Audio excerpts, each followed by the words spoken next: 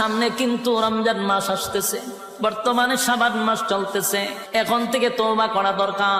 আল্লাহ আপনার হুকুম যা লঙ্ঘন করছি, তাম জিন্দেগির গুনার বোঝা মাথায় লইয়া নজুলে রহমতের সময় যদি চোখের পানি গুলো ছেড়ে দিয়া কান্দেন আর বলেন, মালিক জীবনের সব গুনার উপরে লজ্জিত, আল্লাহ এতদিন আপনার হুকুম পালন করি নাই, আল্লাহ শয়তানের ওয়াসওয়াসায় পড়ে করছি গো, আপনি মাফ করে দেন।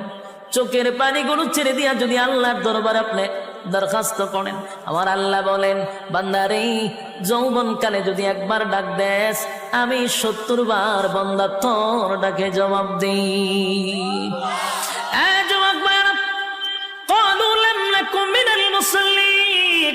যারা দুনিয়ার জমিনে মুসল্লি ছিল না, তারাই তো জাহান্নামী। এক নম্বরে জাহান্নামে যাওয়ার কারণ